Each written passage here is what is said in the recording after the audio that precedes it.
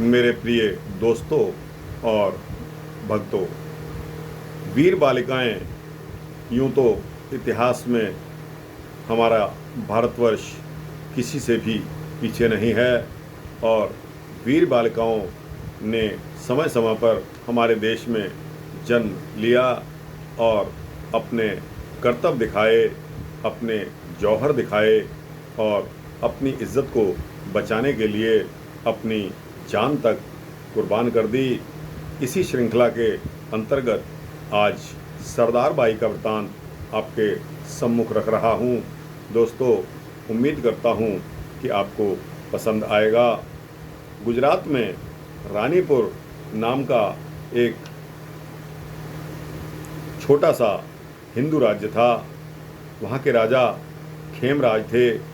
राजा खेमराज का पुत्र मूलराज नीच स्वभाव का जुआरी और शराबी व्यक्ति था, लेकिन राजा की पुत्री सरदार बाई अत्यंत सुंदरी और बहादुर थी। उस समय दिल्ली के बादशाह का सूबेदार रहमत खां शाही कर वसूलने के लिए गुजरात आया था। यह विक्रम संवत 13वीं शताब्दी की बात होगी। रानीपुर राज्य में नगर से बाहर कोई उत्सव हो रहा था।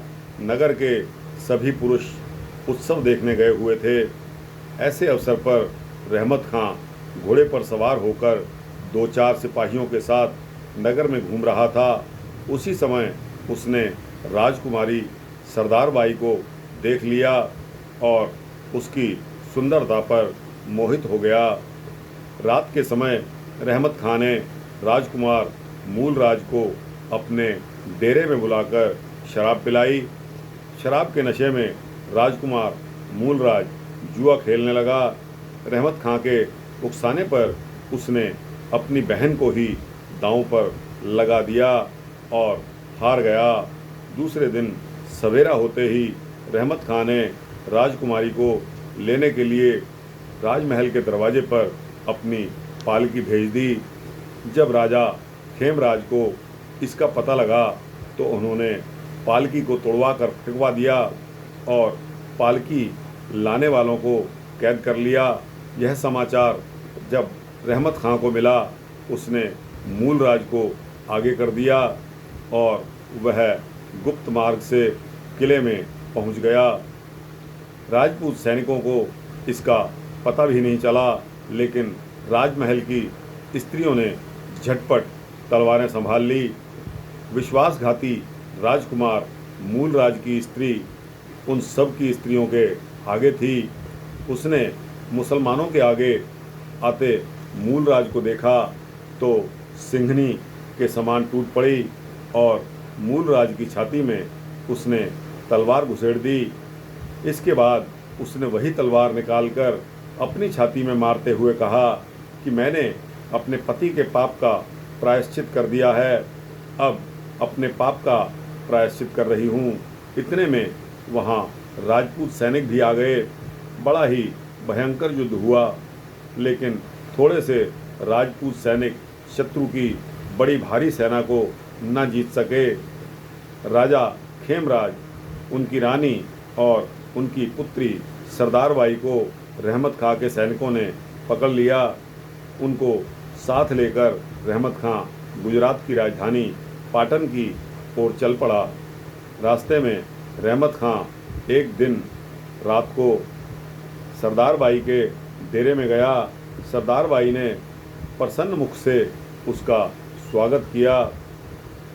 रहमत खां जब सरदार बाई की बातों में आ गया, तब सरदार बाई ने शराब मंगवाई और अपने हाथों से वह शराब रहमत खां को पिलाने लगी। सरदार बाई ने इतनी शराब पिलाई कि रहमत खां बेहोश हो गया। उस वीर राजपूत कन्या ने बेहोश रहमत खां को पैर से ठोकर मारकर पलंग से नीचे लुका दिया। वह डेरे से बाहर निकली। सभी पहरेदार शराब पिए हुए पड़े थे। उसने एक सिपाही का कपड़ा उतारकर पहन लिया और अंधेरी रात में घोड़े पर सवार होकर वहाँ से चली गई।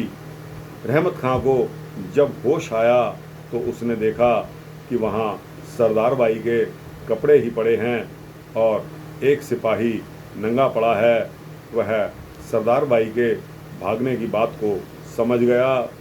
चारों ओर उसने घुड़सवारों को दौड़ा दिया, पर सरदार बाई अब कहाँ मिलने वाली थी। रहमत खां ने सरदार बाई के पिता राजा खेमराज और उसकी रानी को धमकाकर मुसलमान बन जाने के लिए कहा, किंतु सच्चे हिंदू प्राण के भय से धर्म नहीं छोड़ा करते। जब राजा और रानी ने हिंदू धर्म को स्वीकारना कबूल नहीं किया तो रहमत खां ने उनको मरवा दिया। सरदार बाई के भाग जाने का यह बदला लेकर उसे संतोष करना पड़ा।